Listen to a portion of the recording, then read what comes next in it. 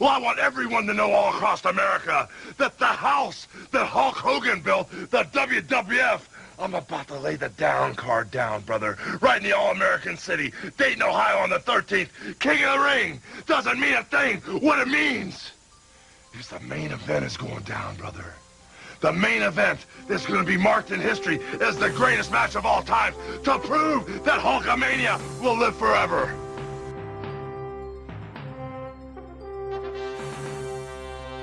What's up, people? This is Alex Thorn, and we're back with the Over AF podcast. Last week's episode, Casey Omega was back. We reviewed No Surrender 2012. Hogan's prints were all over that show, but not in a good way. They used them way too much, and we definitely enjoyed the rest of the card, but TNA was just about to go before Aces and Eights. And this week, instead of Casey Omega, we've got Dangerous Danny Garcia. Do you remember that time period, Danny, when Hogan was in TNA? Yeah, unfortunately I do. Did you enjoy it? Because you're a huge Hogan fan. Well, the first time I seen Hogan live was at the Sears Center, and I was really happy to see him. That's when Aces and Eights, Bully Ray and the gang were running wild in TNA, which was pretty good. But yeah, Hogan in TNA, you could tell he just had way too much control, and that's never good when the talent running the show, you know, the image running the asylum. I can't believe that you as a Hogan fan, the first time you saw Hogan was live was at TNA. Yeah, other than that, when I saw him was always in pay-per-views. It was at home. I never, you know, my parents never took me to any type of, you know, wrestling events. They would, you know, get the pay-per-views because I would probably, you know, cry my eyes out and say, oh, I want to see Hulk Hogan. Wow. But yeah, when I first saw him live was at the TNA show. So I was really, really happy to see him. We're both huge Hogan fans. Probably our first superhero that we both know of. The first time I saw Hogan was in 1991. It was him and Roddy Piper against Ric Flair, and I want to say it was Sid Vicious because they mid-carded, and Undertaker versus Ultimate Warrior was the main event. That's amazing. I would have killed to be at that show. February of 92 that I saw that. So with us both being Hogan fans, and King of the Ring just returned back to the WWE. Who won it this time? I honestly do not know. King Corbin, Baron Corbin, and you can imagine how the fans took that. They're actually, there's reports they're actually sending him real death threats. So this guy's got major heat, man. I don't know anything about him. I know his name used to be. Is it still Lone Wolf? Yeah, he's the real Lone Wolf. He's still the Lone Wolf? That's my moniker. I'm a Lone Wolf in real life, and Danny knows that stuff. But yeah, I don't know anything about the guy. He's the new King of the Ring. But we figured with King of the Ring coming back to the WWE, us both being Hulk Hogan fans, we would review King of the Ring 1993, the first official King of the Ring for WWE, despite them already having kings in the WWF dating all the way back to 1986 with King Duggan, King Haku, King Harley Race. There's a couple other people. But this is also Hogan's last time in the WWF until 2001. So this is going to bring out a lot of memories and a lot of comments from us because I think me and Danny are split on how we feel about this show. Absolutely. Yeah, we're split. Before we get on to everything, I just want to thank everybody who listens to the show because as of today of this recording, I actually got an email from Apple stating that we're number 59 on the wrestling podcast charts. Thank you. I'm going to attribute that to not only the chemistry between me and Casey Omega, but also bringing Dangerous Danny on board. He's the third man, the infamous third man. We're like the Freebirds, you know? We got the Freebird rule. Yeah, we got the Freebird rule. But I'm like, when I tell people about you coming onto the show, I'm like, yeah, he's the third man, like Hogan was for the NWO. Right. Who's the third man? Dangerous Danny is. Yeah, exactly. Yeah, so the match is coming from Dayton, Ohio. Not a very spectacular place to hold the first ever King of the Ring, but the crowd is hot for what they need to be hot for. Whatever Vince wanted them to pop for, they pop for in this show. And I could not help but notice, and I mean, he just grabs your attention, Vince McMahon, when this show starts. when he's describing the tournament. Oh yeah, classic Vince. Super like enthusiastic and over the top about everything. The heart of America, Dayton, Ohio. It's just everything is in your face and so loud. A part of me wished that they could open up a show with Vince doing that today. With just one pay-per-view where he does that for old time's sake. Oh, that would be amazing. Right? Oh, yeah, absolutely. We've got a commentators announce team of Jim Ross, Bobby the Brain Heenan, and the over-the-top ADHD Ooh, yeah! Macho Man Randy Savage, who I absolutely love.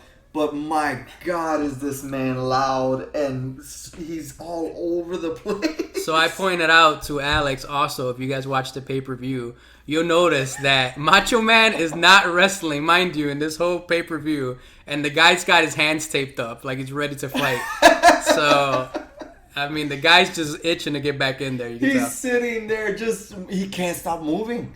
Even when the camera comes to him, when they're standing up, he looks like he just wants to run and start beating people up. Yeah, absolutely. Yeah, I don't think he was taken to the announce table very well. He could not wait to just be told, hey, go in the ring, and he would run. So the first round was actually on TV. Bret Hart, for some reason, got a bye. Razor Ramon went over on Tito Santana. Mr. Perfect went over on Doink the Clown. Kamala and Mr. Hughes, which had to be a horrible match. Mr. Hughes went over on that one to advance. Jim Duggan took on Papa Shango. Duggan went forward. Bam Bam Bigelow and Typhoon went... who's Typhoon? Is that... Tugboat. Okay, Tugboat. Bam Bam went over on Tugboat. Bob Backlund took on Lex Luger. Rightfully so, Lex Luger went over. And then we got Tatanka versus Giant Gonzalez, and Tatanka went over to advance. So on this pay-per-view, we've got Bret Hart and Razor Ramon to open the show. They're going to go 10 minutes and 28 seconds. What were your thoughts on this one, man? Not a bad match. The crowd was into it. They were screaming 1, 2, 3 at Razor Ramon. This was at the time where Razor Ramon had lost to the 1, 2, 3 Kid, in that famous match that they had. So the crowd was really letting them have it. It was a good match, between two really good workers. Did you see any of the Raws back then? Like, did you see them live?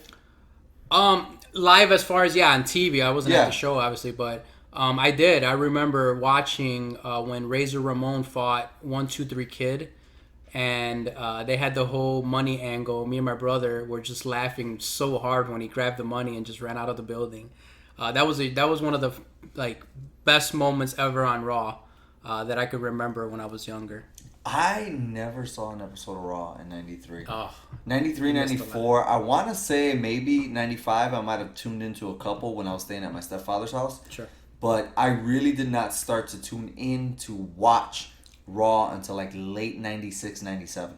The great thing now is that, the WWE Network just has all these things in there, all these shows. You can watch Nitro and Raw, and going back and seeing these shows, you really start to appreciate, how things were back then. The storytelling, the ways guys worked. They took their time. Nothing was, you don't see a million flips and, swanton bombs. Everything was really, really planned out right.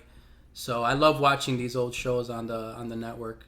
The one thing I will say is that I'm used to seeing Scott Hall as Scott Hall. Yes, I knew him as Razor Ramon because I saw a glimpse of him come in 1992, right next to Ric Flair for the Survivor Series. I was trying to watch WWE. Hogan had left, Papa Shango, all these guys were coming in. I was trying to stick with it because Ultimate Warrior was there. Sure. Macho Man was there, and I'm like, okay, those are my guys, but it feels different. So I remember seeing Razor come in, but I only saw him at Survivor Series 92, WrestleMania 9, and then I saw him here. I think that's all I saw. Oh, and of course, the next year at Survivor Series. With Shawn Michaels. I saw him, yes. Right. No, I saw him with Diesel. Oh, okay. It was him and Kevin Nash against each other, right? Right. And I went to that show live. That was the first show at the United Center. Sure. So those are the only times I saw Razor until I saw him as Scott Hall in WCW. Looking back now and seeing him this in shape, this into character, in sync with everything that's going on, and then seeing him in green, because I'm used to seeing him in red and black. Right. I wish we would have got this version of Scott Hall with this much enthusiasm for the business in 1996 as well. Absolutely. Yeah, absolutely. If you want to see prime Scott Hall, this is it right here. It was when he's fighting Bret Hart, when he fought Diesel. The Shawn Michaels, obviously, those matches were amazing. Those guys had great chemistry. Not to say that Scott Hall was, terrible in WCW, but No. obviously he had his demons that he was dealing with. Well, you know what, though, too? I guess I am going... Because, with this podcast, this affords me to not only watch the WWE Network, I know we all have it, Right. but this gives me a reason to watch it and go back to specific episodes. Sure. So, the last time in this podcast that I saw him was at Fall Brawl in 1998. Right. And he took on Conan. He's working the drunk gimmick, but that doesn't change the fact that Scott Hall was a different man in 98 than he is here in 93. Granted, again, so is Hogan. Hogan is not the same guy. Brett is not the same guy. Right. But Scott fell so hard. Yeah. From what I saw a couple weeks ago on Fall Brawl 98, and this guy in 1993 looks like he lives, breathes the business, and is actually communicating and trying with his partner in the ring, which is Bret Hart at this point. Switching gears to Bret, were you a fan of Bret at this time? Huge fan of Bret Hart. I was a huge fan of Bret Hart. I think after Hogan, he was my second favorite wrestler, believe it or not. What? At the time, yeah. Bret Hart, I was a huge Bret Hart fan. I loved his, intensity. He was a submission wrestler, which was something different. I was so into the Hulk Hogan, hulking up and that big superhero, right. Persona. But Bret Hart was the total opposite of that. He was Yeah. just the technician. He could win out of nowhere. He didn't have to beat you with the sharpshooter. He could win with a roll up or a crucifix or something. But he was definitely my second favorite wrestler. Did you dig the whole thing about him coming up, like him being the champion in 92, headlining a WrestleMania, and then getting put over here as strongly as he did throughout the show? I did. I liked it. I mean, obviously, coming up, we'll see something I don't like in the Hogan match, but it was definitely a time where the business was shifting, and Bret Hart at that time was the superstar that Vince saw and wanted to put over. The days of Hogan, the days of Macho Man were coming to an end, and Bret Hart was leading that crusade. There's a moment in this match where Bret does a small package to Scott. Do you think it was supposed to end there? Because I feel like it was a 3 count. It looked exactly like it was supposed to end right there, because it looked like the ref counted to 3 and then Bret Hart let it go. So there was definitely a miscommunication there. Yeah, and they end the match like really soon after that. Within the next 30 seconds, they actually end the match when you're like, wow, it should have ended with that roll up. Sure. And it ends here on a back body drop from the second rope. And it kind of comes off as a little sloppy, a little weird, versus if it would have ended right there in that small package, the crowd would have been hot. It almost feels like the crowd was like, yes, oh wait, no, it didn't end? Oh, wait, oh yeah, it ended, great. So then, one move later, they're like, okay, yeah, great, that's what we wanted to win anyways. Yeah. The match ends with a back body drop from Razor. He usually hits that move. Bret maneuvered out of it and basically splashed Scott Hall. I thought it was a good match. It's good for who's in it. Right. Scott and Bret, they're gonna make, especially at this time, they're gonna do a good match. Sure. Scott is trying to prove himself in WWE. Bret is certainly already got a chip on his shoulder by this point, and we know why. Of course. Later on, I'm gonna speak about the whole shift of the company because it's very apparent in this show. WrestleMania 9 felt like a WrestleMania show. King of the Ring feels like, all right, we're just going to get rid of the past here. Exactly. It was almost like a passing of the torch, I would say. But we all know that Hogan is not really, into passing the torch, as we can say. No. As big as fans as we are, I think we can both admit that Hogan's not one to give away that honor that quickly. No. So Bret Hart goes forward, and the next match we got is Mr. Hughes versus Mr. Perfect. Ugh. This is not good. Terrible match. Not even Perfect can save this match. And he tried. Yes. Oh, he tried, but just Hughes was botching. Hughes is so... It seems like... I get the image. I totally get the image. I get it. He's like Big Bubba Rogers. He reminds me of what Big Boss Man was in the NWA before he became the Big Boss Man. Right? But he's got this cross storyline with The Undertaker because he's holding the urn. And Perfect comes out, and I sometimes forget that Perfect was a babyface in the WWE. Because I'm so used to him with Bobby Heenan, him selling, him being, this asshole. Right. And I'm better than you. That was his whole gimmick. Kind of vanilla now. Yeah, absolutely. You know what I mean? We all have love and affection for him, but he's very vanilla at this time. Yeah. What happened? I don't know if you know, because I don't remember the turn. But what happened that the crowd shifted from hating this guy to all of a sudden loving him? I don't remember, honestly. I was just like you. I remember Perfect as a heel, which I think he should have always been. He's the type of guy. He's like what the Miz is. He's a guy that you can't turn that guy face and expect people to want to cheer him. Oh, what a perfect throw!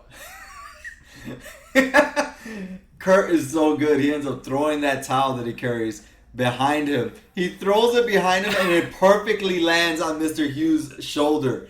It's like you could not have planned that more perfectly, and it was on the whim because he laughs afterwards. So he's like, I got it. It was amazing, yeah. And this was Kurt Hennig after obviously having the injuries that he had, which is he's not in his prime here. You can kind of tell. I mean, he still does really good in the ring, but you can just tell that he's not the same guy that he used to be. And Mr. Hughes is also he's wrestling with sunglasses on.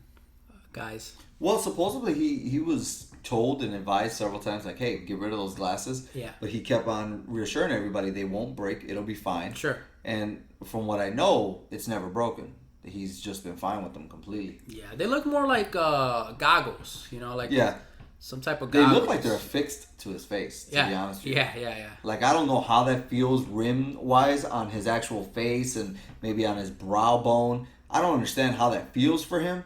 But my God, it looks like he's Cyclops and it's just built onto him. Yeah, it's built onto him. Yeah, like he was just born with those affixed to his face because they don't move, and I believe they go behind his head.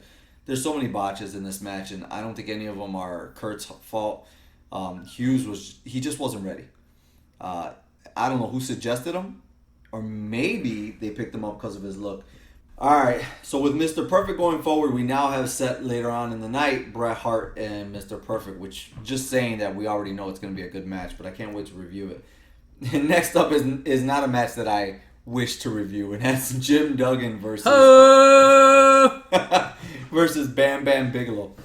All right, I'm glad I'm talking to you about this. The last time I saw Jim Duggan in the ring for this podcast was WCW Bash at the Beach 1996. Okay. He took on Diamond Dallas Page. Sure. I actually enjoyed Duggan more in WCW than I ever did in WWE. In fact, I remember being a kid renting the movies from the local video store and always skipping Duggan's matches because I was like, shut up and get off my screen. I love Hacksaw. How could you hate Hacksaw, man? You loved him even in Absolutely. WWE? The gimmick. Come on, man. It was couldn't stand amazing. it. I don't know what it was, but I felt like he fit better and grew better on me in WCW. I mean, well, I'll tell you what. My favorite, I am going to agree with you to a point. My favorite Duggan character was when he turned on USA. Of course it was. And became Canadian. That was the greatest heel turn ever. He cut his hair. And he shaved his face. He shaved clean. his face, yep. I mean, when you talk about a gimmick change and being dedicated to the change, he did that. But no, even like 1994 Duggan. Yeah. And I want to say maybe he came late 93 because I don't think he made it all the way through 93 in WWE. But he felt like he was an idiot in WWE. And then when he came to WCW, he wasn't an idiot. Now he was an American brawler. Right. Like, you know, he's tough. He's not the smartest guy, but he's a tough American. Sure. That's what he felt like there. Versus in WWE, it felt like they always played up him being a little slower, or him being a little dumber, or him being, you know, something. I don't know why. It just never felt right to me. I can see that. Because he, you know, he's basically a bigger version of Eugene here. Yeah, hey, thank you. Oh my God, I've never made that analogy, but that's exactly. Man, thank you so much, dude. I've never freaking been able to pinpoint it, but that's exactly what he feels like in WWE. A bigger version of Eugene versus in WCW. I just was like, oh yeah, he's a tough old American vet. Right. That's what this match. And I'm sorry, we went on a tangent about Duggan. There is one other person in there, and that's Bam Bam Bigelow. And I don't know what, you know, that's another thing. Bam Bam is returning, and the last time I remember him was like 1988 in WWF. Yeah. What was the deal here? Do you remember any of the details about Bam Bam Bigelow returning to WWE? I don't know why he left, but I'll tell you, Bam Bam was also one of my favorites. Just his athleticism was unbelievable for a guy that big. He was one of the first guys his size doing moonsaults. You know, a guy that was at least 300 pounds, if not more, doing moonsaults and doing cartwheels. I mean, the guy was amazing. I love Bam Bam Bigelow. I want to say, like, and of course, like, I started watching wrestling in '89, so everything I saw of Bigelow was kind of, you know, backtracked. So whenever I saw a pay-per-view, 90, 91, 92, I didn't see him. So I only saw him in the Coliseum video rentals. Yeah. And I never thought big about him. I didn't hate him. I didn't think it was, you know, silly or dumb. I just was like, I don't know what to think about this guy. He's definitely like a mid-card heel. He was a really, really good mid-card heel. He's not a guy that's going to main event your show, but he's a great worker. He's somebody that you can put, you know, Bret Hart, you can put Shawn Michaels in there with him, and he's going to have a great match with whoever you put in there. Yeah. For me, Bigelow versus Duggan, it is what it is. It's exactly what you would expect out of those two names. It's a slower match. Bigelow, rightfully so, goes over and he advances in the King of the Ring tournament. The next fully official match we have... Here we go. ...is the narcissist Lex Luger. There's so much to talk about here. Flexi Lex Lexi. Luger versus Tatanka. In a time limit draw, they go the full 15 minutes. They gave Luger 15 minutes on a pay-per-view. Man, good match. Flexi Lexi, I mean, it was a good match. You guys got to check it out. It was a good match. Tatanka was hot at the time. He comes out with a hatchet, which I thought he was going to try to murder Luger with, but didn't happen, obviously. You know, okay. There's a lot of meat on this bone to talk about. Oh, look at this. So, not to cut you off, but one of the stipulations was Lex Luger, obviously he had the steel plate, right, in his forearm. If he didn't put a brace over that forearm, he would not be allowed to compete. The thing is, the plate that he puts on his arm, the cover he puts on his arm is literally as thin as like a piece of paper. It is, yeah, it's ridiculous. It's ridiculous. It's an elbow cover, and it's not even something that has padding. It is the thinnest $5 cover you can get just for aesthetics. I forgot that these two even went against each other at this point, because I know they have a storyline later on, like 2 years later. With Ted DiBiase. With Ted DiBiase, yeah. Right? I was a big fan of Tatanka. Me too. I really dug him. Yep. I was like, his attire slightly reminds me like Ultimate Warrior, Texas Tornado. Yeah. And I bought into him. I never doubted Tatanka and his ability. I was like, this guy's hot. This guy's good. Everything he does is over. And he looked solid.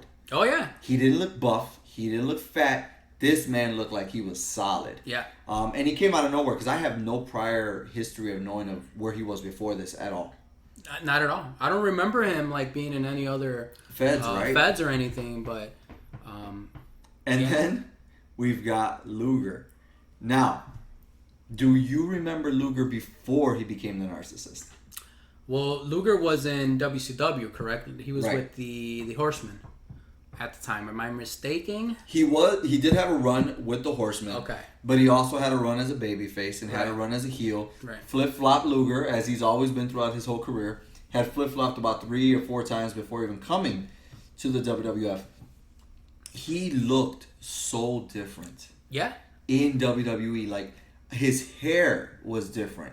His aura, everything about him, and not just because he was playing the narcissist, but everything about him just felt different. I felt body-wise, too. I think he was bigger in WCW. Yes. Like, way bigger. He looks slimmer here, but he's the prototypical, Vince type of guy. Oh, he loved him. Yeah, you could tell. He loved him. He was supposed to debut a whole year before he did. Sure.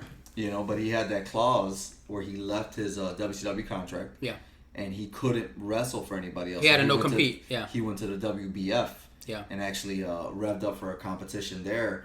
And they closed before he could actually compete for the WBF. But he was like a spokesman for them for a while. I would love to get my hands on like some of the WBF shows or maybe a full WBF documentary. Yeah. I would love to because that's a real interesting period for me. I love bodybuilding. I remember seeing IcoPro commercials on TV, IcoPro, wow. right next to Columbia House advertisements for 10 CDs for $1. Yes. Was IcoPro with Bret Hart or Lex Luger. Ultimate Warrior was on some of those covers too. Yeah. But it's a shame that they never really got to use Hogan for that. Yeah, I mean, that would have been the guy. Even though he looked like he stopped taking whatever IcoPro he was on. Oh, definitely, definitely. In this pay-per-view, like I was telling you earlier, he looked like WCW Hogan, you know, way thinner. Yeah. You could tell it was, his time was, coming to an end here in the WWF. Yeah. What did you think overall about this match with Luger and Tatanka? I liked it. I really did like it. They told a good story. It could have gone a little bit longer. I wish there would have been a real longer finish than to it. 15 minutes? Well, the finish is obviously it's a 15-minute time limit, so they both don't advance to the next round because it's a tie. But Luger asked for 5 more minutes in the match. That's what I'm trying to say. Like, I wish they would have had like a little bit more time to end the match itself. Like an actual finish to it because it was such a good match. Because this is where they're going to fiddle with the idea of Luger actually being a babyface, right? Because a heel doesn't ask for 5 more minutes. Well, the way he says it was kind of in a, heel fashion, like, I know I can beat you, give me 5 more minutes, and I'll show you type of way, but it was a good match. I liked it. Okay, so neither man advances in that, right? No. All right. We've got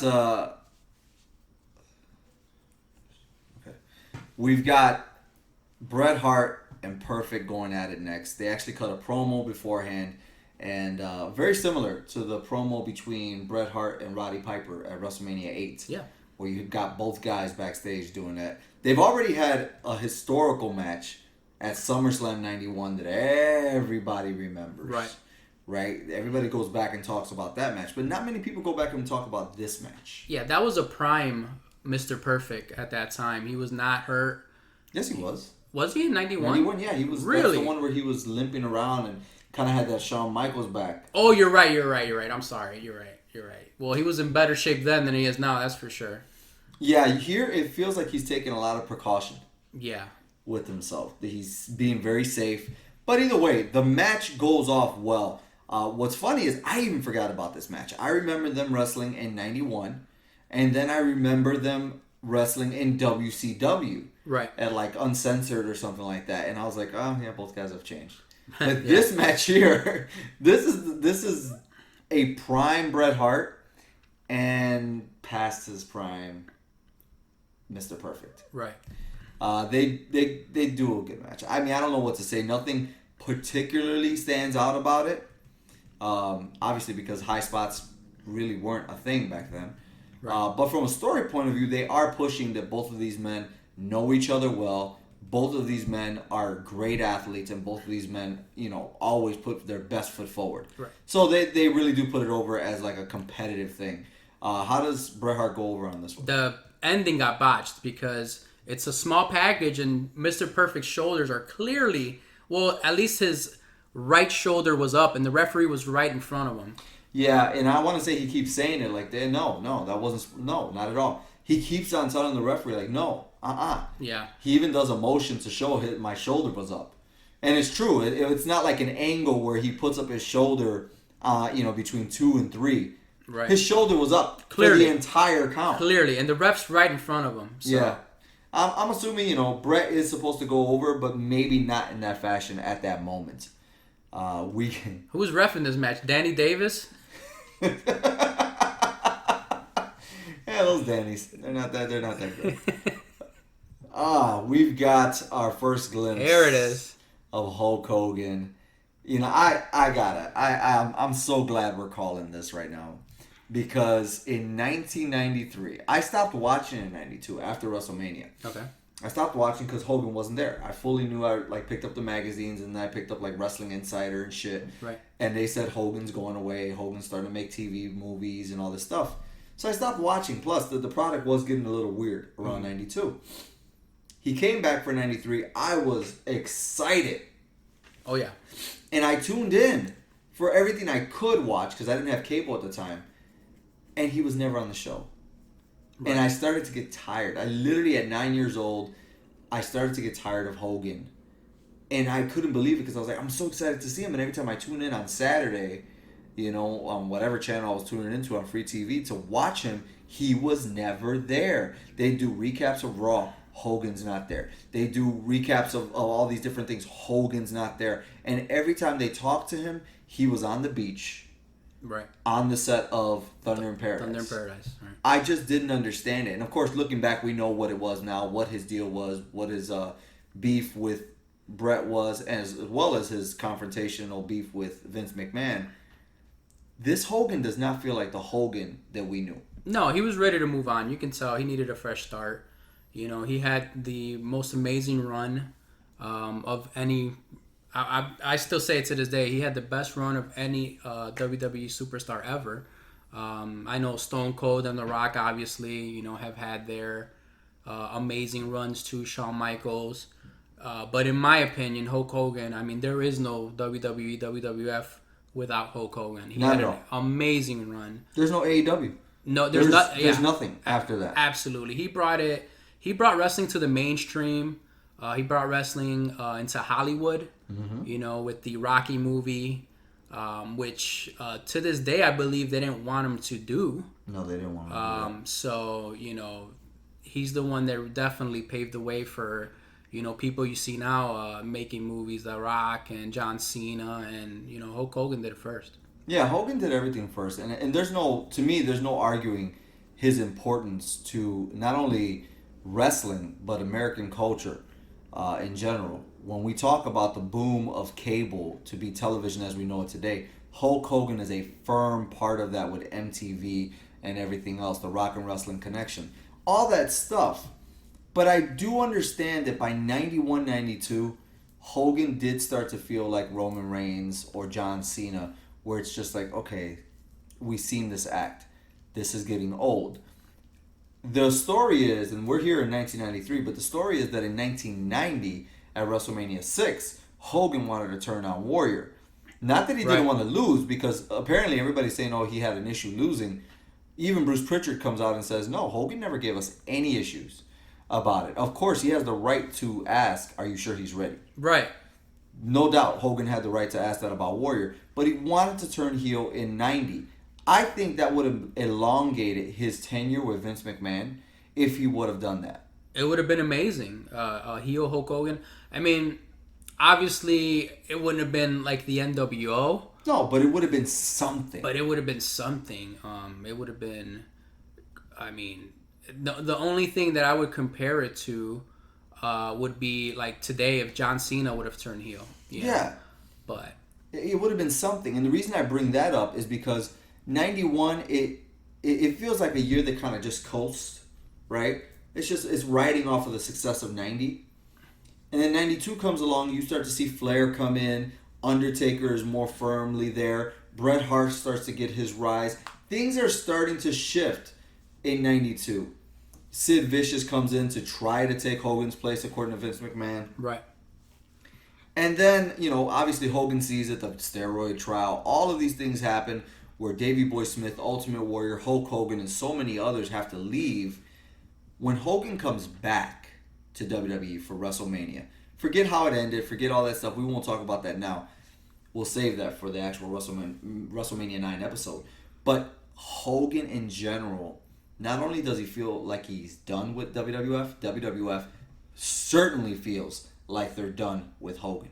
Yeah, I mean, Hogan is the mid-card on this pay-per-view, which is mind-boggling to me. I don't remember him being the main event, but I don't remember him being an hour and a half into a 3-hour show. That's crazy. And that's one...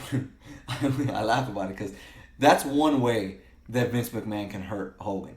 He knows that. Hogan loves on the pay-per-view to be the main event. We know that. There's so many times there where he didn't deserve to be the main event, and you may not agree about that. Sure. But there's so many times where he didn't deserve to be the main event, and he ended up main eventing the show. Versus here, he's the champion, and he's mid-carding a pay-per-view. When do you remember the WWF WWE title match being a mid-card match? Man, the only time it's a mid-card or an opening match is when Vince does not believe in that champion to close the show. Yeah, I mean... You know, Chris Benoit. Right. Yeah, right. You know, Chris Benoit, Right. CM Punk, when his first run with the title, Right. when he was opening pay-per-views. Hogan is mid-carding as a champion in 1993. The thing is you have this match, you have Hulk Hogan, you know, bigger than life, and then you're gonna have how many more matches were after this? Like three more matches. You have to follow up the WWE Championship match, Hulk Hogan versus Yokozuna. You have to follow that. Good luck. You know what's funny is that, you know, as we watch it and Hogan's coming into the ring right now, the crowd, I mean, this looks like 1990. Yeah. It looks like Hogan never left. And they're in the right place for this to happen, too. Yeah. You know, they're not in New York, which was booing Hogan on Raw. I see those, you know, I've seen those clips throughout the years. Here in Dayton, Ohio, the crowd is 100% firmly behind Hogan. Oh, yeah. You know, of course, you know, most of the crowd back then did not know the politics of wrestling. They didn't know what was going on. I'm sure there's a few people in that crowd who are like, oh, screw Hogan, he hasn't been here. But I'm going to say that's probably like 10, 12 people. There's a Hulk Who sign. In 1993? In 1993. In 93. You need to kick that guy out of the building. Right. Yeah. Yoko is a big thing. He, came about in the beginning of 93, I want to say? Or was it slightly before that? I want to say it was slightly before that. Because I remember that it was supposed to be, if I'm not mistaken, Bret Hart versus Hulk Hogan in this match. But the Jack Tunney was his name. He switched it around, and Yokozuna actually got the shot at the title instead of Bret Hart. Storyline-wise? Yes. Okay, because I know the rumor is that Bret was supposed to take on Hogan at SummerSlam. It was here. It was here, which was kind of weird because it's like, what were they going to do for this pay-per-view? Maybe just not have the title there. Yeah. For me, when I saw Yokozuna back then, I thought he was actually Asian. I had no idea until later on that he was one of the Usos. One of the Usos. That he's Samoan. Samoan. Yeah. Did you know? Didn't know, and not you thought he was Japanese or whatever. Absolutely. Too? That's Absolutely. insane. The magic of the movie world and the entertainment world. But this is everything Hulk Hogan could dream about. The man Hulk Hogan. And we found out since then, through everybody who has ever known Hogan, Bischoff, all his closest friends, Hogan loves the monster. And as he should. And it doesn't feel tired here.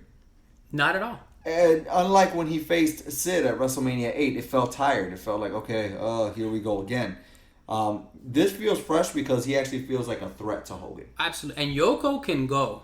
Oh, I absolutely. mean, this guy, he's a big guy, but he's got stamina. He's fast, agile. He's an amazing wrestler. Yeah, no, he's really good. One thing I do want to touch on is that this is a few months into Hogan already recruiting Jimmy Hart on his side. Right. Jimmy, in my opinion, has no right, even to this day, to be next to Hogan? Yeah, I think Jimmy Hart was obviously a close friend of Hulk Hogan, so that's something where, Hogan probably politicked. Conrad touched on that and asked, he goes, I love Jimmy, but he just never felt right next to Hogan. Hogan is a larger-than-life character who knows how to talk, who can do all that himself. Why was Jimmy placed with him? And Bruce said simply because Hogan asked. Yeah, that's the only reason I can think of, because, Hulk by himself, he doesn't need anybody. He doesn't need anybody. And apparently what was going on at this time was Hogan was used to doing everything himself, like, handling his road. But because he was starting to do Thunder in Paradise and getting busier and busier, he wanted somebody to handle his schedule for him. Sure enough, Jimmy stepped up because they're friends. That relationship developed in his time away from WWE, and he wanted him on screen with him. Yeah. I think that was a mistake. This whole 93 era begins, it's that start of Hogan having a real say in what he does and character-wise, what shows up on screen. Right. And it's not always good. No, not at all. Not in WWE. When he went to WCW with the NWO, when it first started, not afterwards where he had complete power and, we were seeing, the finger poke of doom and even like when that. He went to WCW and he brought Jimmy Hart with him and he brought Brutus the Barber Beefcake with him. It wasn't good. It felt like overload. And then, the Dungeon of Doom gets created for him in an era where there's no place for something called the Dungeon of Doom and those type of characters that felt like it was He-Man against Grayskull. Right. It's just, and all of this has been clearly said that Hogan needed something. Hogan wanted monsters. Hogan wanted a faction. Yeah. Hogan had this idea. Bischoff has said it. Sullivan has said it. A few others have said, yeah, Hogan asked for it, so we did it. None of this was good. And I feel like in 93, even my attitude as a 9-year-old started to change towards Hogan. I'm a huge Hogan fan. Still to this day, I love him. I love this match. It's a great match. It is a great match. But man, it feels different. Yeah. This ain't the Hogan that I fell in love with as a kid. I would have to agree. And, it's hard for me to say that because I'm just a huge Hogan mark, obviously. But, yeah, you could tell this was different. It was time for him to move on, and his run in WCW, obviously, did him good. It did. I almost feel like it came too soon because I thought Thunder in Paradise is a great time to talk about that. Oh, I loved the show. I thought Thunder in Paradise was awesome. Loved it. I can even watch it today and say, Sure, this is so cool. Absolutely. that and Baywatch, man. Baywatch, The Renegade, Thunder in Paradise. Yeah, The Renegade. All those shows from that era just feel good. They're right, Yeah, absolutely. But we all know what happens in this match, and it ends in controversial fashion. A Japanese photographer who is actually, what's that guy's name? Harvey Whippleman. Yeah. So a Japanese photographer who is actually Harvey Whippleman. That doesn't get revealed until, the podcasting years come along later on. But gets up there because there's nobody else but Japanese photographers. Yeah, exactly. And nobody looks as obvious as Harvey Whippleman and this guy does. Right. With this huge beard and this big hat. They just look like there's something out of a Godzilla movie from the 70s. But he gets up there in a perfectly placed fireball. Perfect. What's with Hogan and fireballs? Dude, man? well, this is the second show that you're on here. You're right. And it includes a fireball as well. Right. The last time we had Sabu throwing a fireball, and now we've got a Japanese photographer where his camera explodes. Yeah. Which is a great idea. Honestly, I loved it. I can't hate on it. It's a creative way. And even when I look back at it, I know Marks will be like, oh, well, Yokozuna is 500 pounds. Why couldn't he beat Hogan clean? Absolutely not. Right. The match after that ends with Yokozuna not only giving him a chop to the throat, but then he does the leg drop. And imagine that. I forgot all about that. Well, Yoko kicks out of the leg drop, of Hogan's leg drop. Yeah. So, you want to talk about putting the guy over. He hulks up, gives him 3 boots, because he couldn't knock him down with the first boot. He had to knock him down. He had to hit him 3 times. Right. Drops the leg, usually that's 1, 2, 3. With the best work punch in the business. Oh, the best. That reeling back punch. There's one. That's a perfect. Hey, even the cell. I love the cell. It was perfect. And then it chops to the throat. Hogan's his leg is twitching like he wants to kick out. Yeah. And don't for a second not think that he wouldn't have. No, I didn't. No, he wouldn't have. He would have. He wouldn't have. I watched a video on YouTube earlier today where Hogan, me and you have gone over this, but at World War III 1995, when Savage wins the title, Hogan mid-match tells Giant, "Take me underneath the rope, not over." It's insane. He called that's like Hogan power trip. But no, here he does the right thing. He gets beat the right way for the Hulk Hogan character. I thought it was absolutely perfect. Kids are crying. Kids are crying. So was I probably. I remember watching this and just being in disbelief as a kid. Just saying, what just happened? Even though I didn't feel the same way about Hogan, I was kind of having these conflicting feelings about him. I was just like, whoa, what happened? What's going on here? But Yoko is your new champion. Preceded by Shawn Michaels talking shit. Already starting to build his heat with Hogan way back in 1993, calling him a dinosaur in his interview. But also what I didn't know was this is the real first introduction of Kevin Nash getting the name Diesel on screen. Vinny Vegas, here he is.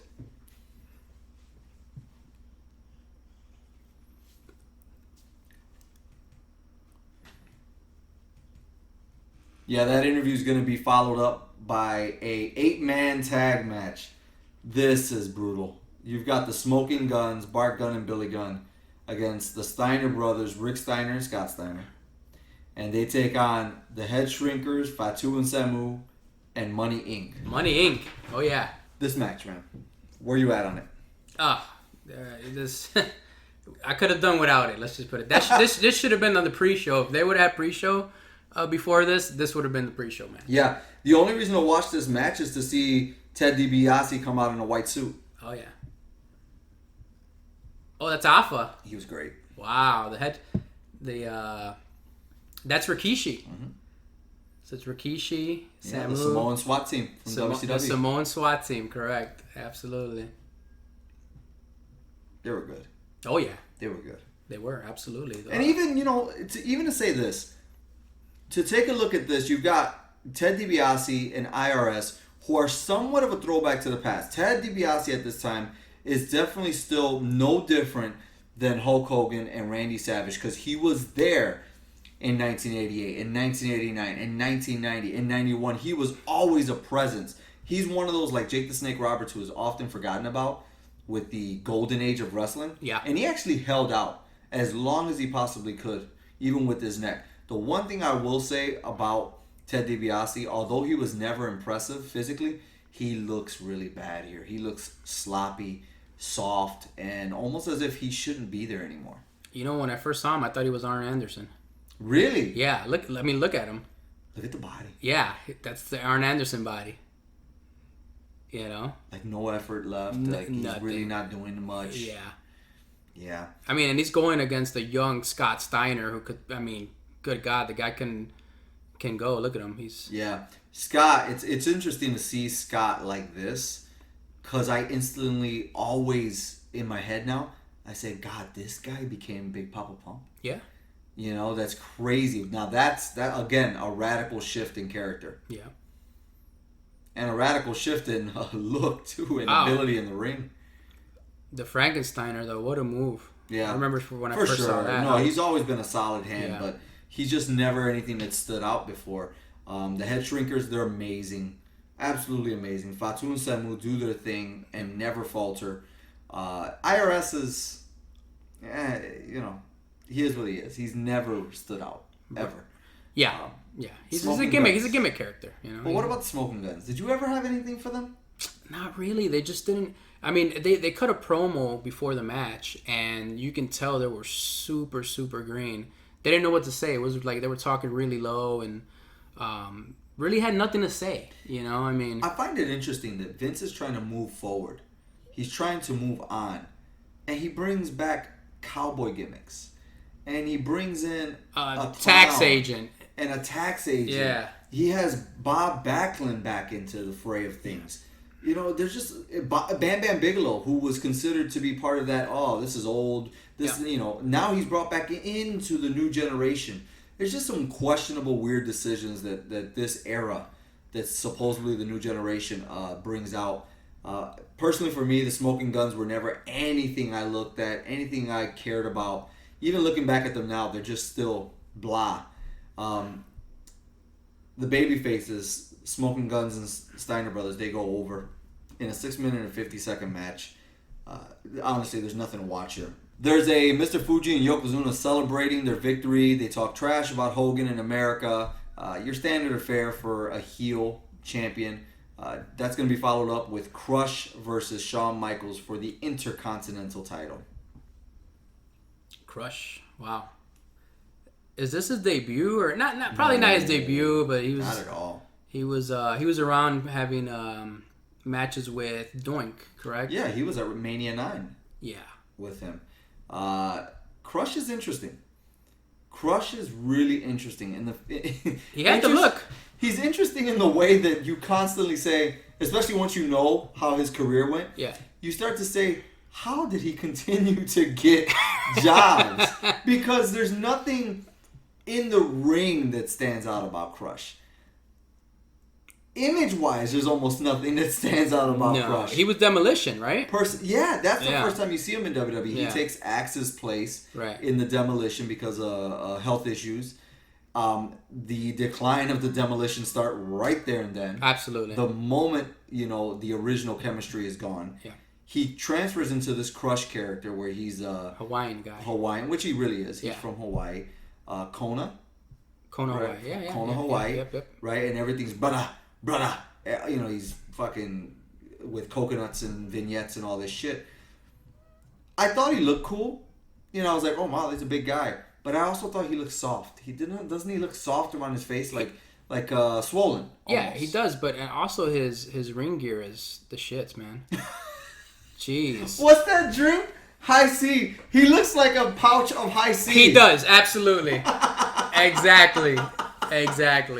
Yeah, he looks like a pouch of High C, man. Terrible. The only time that I actually liked watching Crush was when he was having a program with Macho Man. I don't know if you remember that, where he crushed Macho Man's larynx. Remember when he threw him on the guardrail? I never really saw don't remember that? I know of man. it. I know of it because of their match at WrestleMania 10, which I've seen Yeah. a couple of times. Yeah. But I don't remember anything about the story whatsoever. That's what led up to that. He crushed Wasn't he with his larynx. Mr. Fuji by that time and starting to wear facial makeup again? I don't think he was with Mr. Fuji at the I think time. he was. He was with Fuji and he had on black and purple and silver. You now. might be right, but Vinny Vegas, Diesel, Kevin Nash comes out in the most, this would look cool outfit. Yeah, it doesn't. Jeans, boots, a white leather jacket, which I'm very fond of because I just bought my first white leather jacket recently. nice. But either way, it seems like they really did just pass the store and say, hey, let's pick this up for the show. Hey, we'll take this. Yeah. Why not? None of it seems like it got orchestrated by an actual professional. It just looks like he threw an outfit together. Yeah. This match is perfect timing from Shawn on every hit. His sells are great. Amazing. By the way, for the marks, and I'm not saying anything negative about you, but for the marks that love to say that Shawn Michaels was overselling to make Hulk Hogan look silly at SummerSlam 05, then you need to go back to this King of the Ring and watch Shawn Michaels versus Crush. And tell me if you think he's trying to make Crush look silly. Because Shawn is just being Shawn. Okay. Count me as one of those marks because in that match, he absolutely oversold for Hulk Hogan. But I want you guys to watch the match and then you decide for yourself. Yeah, because Crush gives him a side tackle, a shoulder tackle. Shawn goes flying outside of the ring. Yeah. Doing the same gimmick that he did with Hogan. I honestly think it only looked like he was overselling for Hogan because he hadn't done that in so long. And it was so, different to see Shawn doing that anymore. But look at this. Watch. Yeah. No, his timing is perfect. You could tell why they think this guy is the best to ever do it as far as in the ring. Oh, yeah. Because, he's just... His timing, his selling, everything's just perfect. And unlike Ziggler, this young Shawn Michaels, whenever he sells something, it doesn't feel like he's overdoing it. It Right. just feels like that's the reaction. It's natural. It's a guy that's what, 5'10", getting kicked by a guy that's like 6'7", Yeah. or 6'6", 280 pounds. Something that would really happen.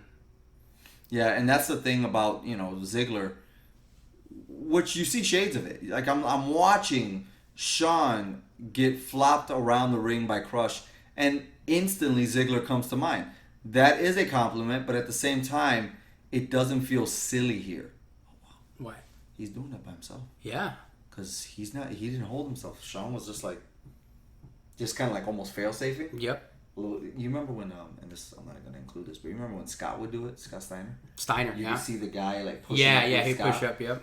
Even when Warrior would do it sometimes, you could see the guy trying to push off a Warrior. That was legit. That was legit. He was strong, man. Oh, for no doubt.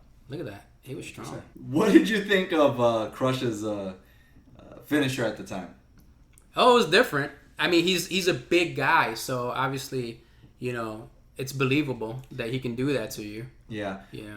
I think it's interesting. They don't work on an arm. They don't work on a leg. Shawn, as a heel, works on Crush's head here. And it's going to play into, like you told me before we pressed record, it plays into the main event. Right. Oh, I'm sorry. To the finish. It plays into the finish. Yeah. But then Crush no-sells the finish, which is actually being distracted by two Doinks, because they're still doing the whole mirror gimmick thing. Right. Crush, and see, saying this is a lot cooler than what actually it looks like. Shawn Michaels gives Crush a super kick to the back of the head, which sends him flying into the turnbuckle. What I just said is a lot better than what actually happens in the match. You gotta watch it. It's comical. And the funny thing is, he sells hitting his head on the turnbuckle more than he did getting the super kick from Shawn Michaels. Yeah, but he only sells it for the 3 count and then gets right And he up. gets right back up and chases Doink like nothing ever happened. So it makes it feel weird that he's working on his head the whole time, and then he no-sells it in the end, really. Yeah, I mean, he bashed the back of his head on the post like 6 times. Which is actually really good. The way it looked awesome. Look legit. Mm-hmm. Look legit. Yeah. So, because of that, Shawn is going to retain in the end. The finale, the final match of the show, Bret Hart takes on Bam Bam Bigelow to crown the first official King of the Ring in the WWE in an 18-minute match. Hey, let's give Bret Hart credit here. The guy wrestled 3 times and doesn't skip a beat. That's not easy. That's not easy. And as he said it, I remember in his documentary he mentioned, I wrestled 3 times that night in 3 completely different matches with 3 completely different styles. Styles. What would you say? I mean, we both know the match with Perfect it was technical. Now you've got the small man versus the big man in Bam Bam Bigelow. And then what would you say his opening match with Razor was? It was just a quick match. It wasn't really something where, you saw his whole arsenal. It was just a quick match. It was an entertainment match. It wasn't really memorable. I mean, his match with Perfect and his match with Bam Bam Bigelow, you can tell are way better than the first match he had with Scott Hall.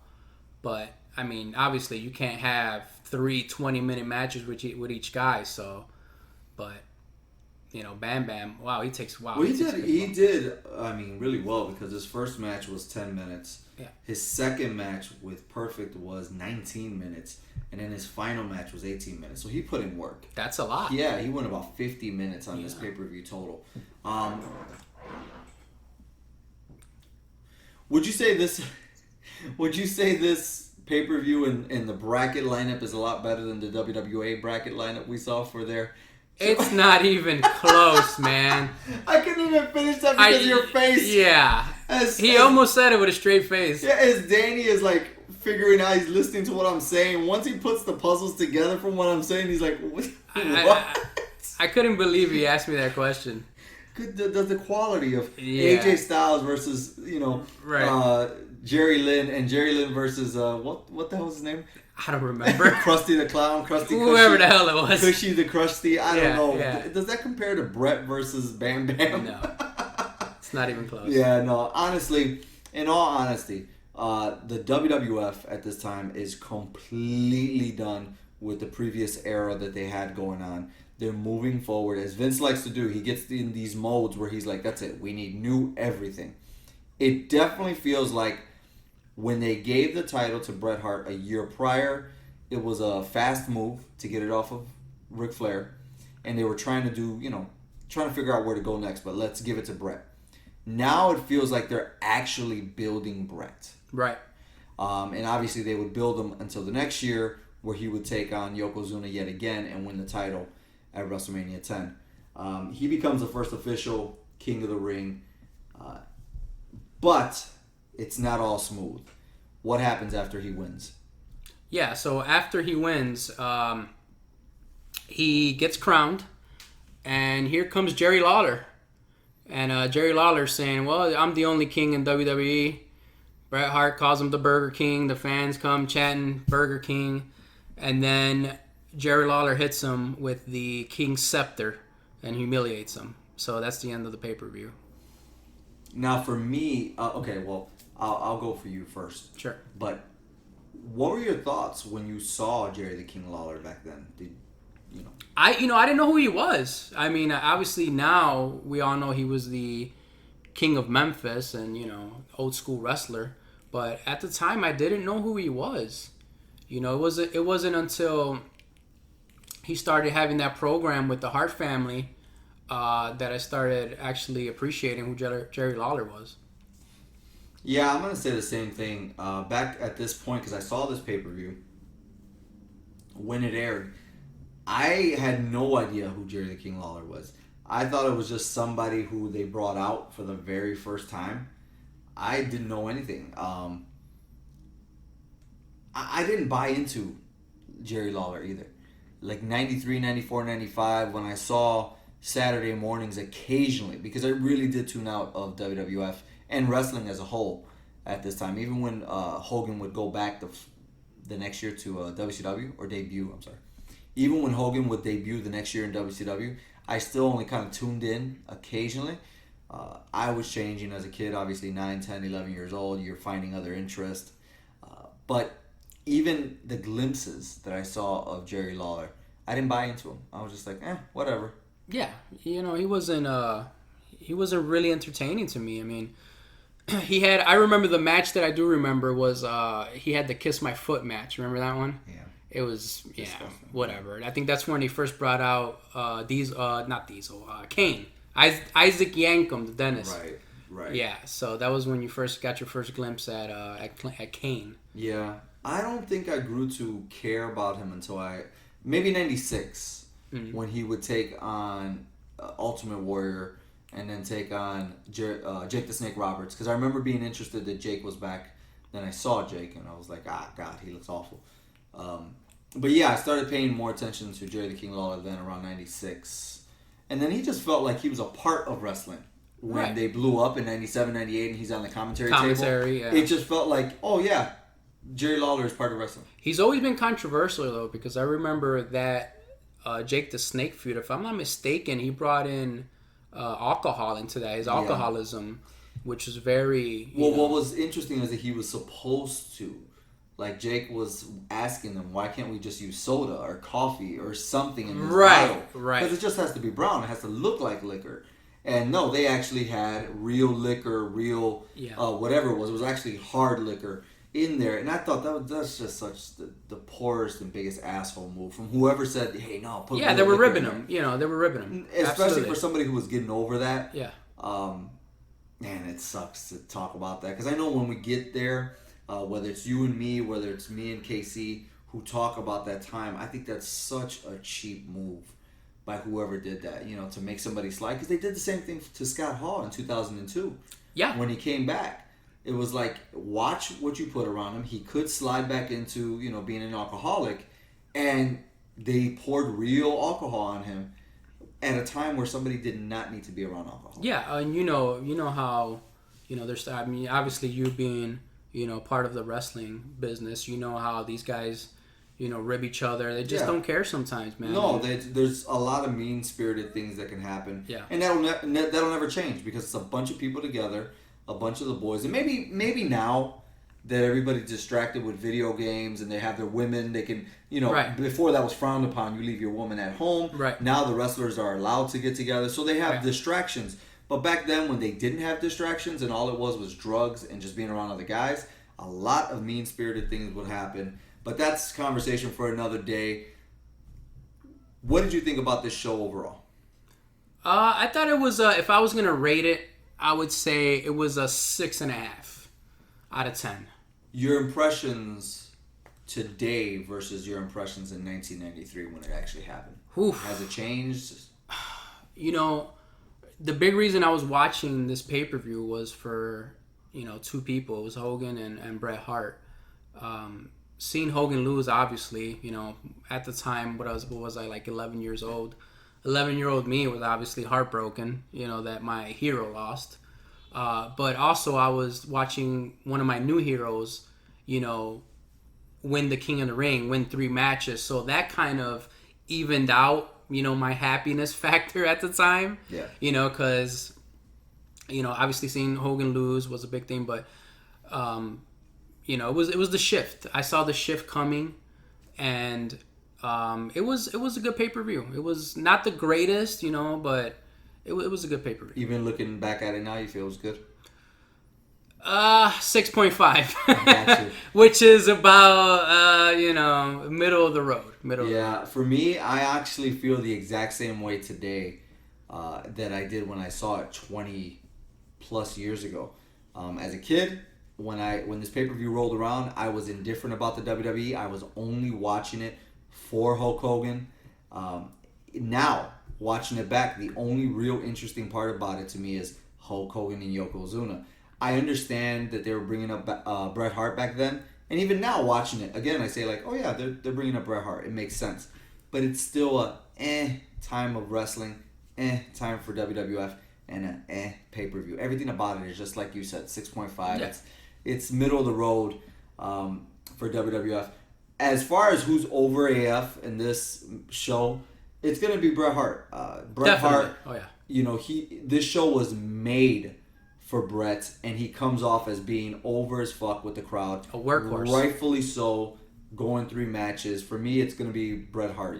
Would you agree? Absolutely. It just showcases, his ability, and how he could win out of nowhere. You know, he was just winning with roll-ups. He was winning with wrestling. He didn't win any of the matches with none with the sharpshooter at all. Oh wow, that's huge. None with any type of high spot. Everything was from out of nowhere. It was a roll up. Cool because WWF was never known as an out of nowhere finish company. Right. That was a WCW thing. Sting would win with a roll up. Everybody would win out of nowhere. But WWF was always nope. You end it with your finisher, right? Yeah. Hogan always won with his leg drop. Yep.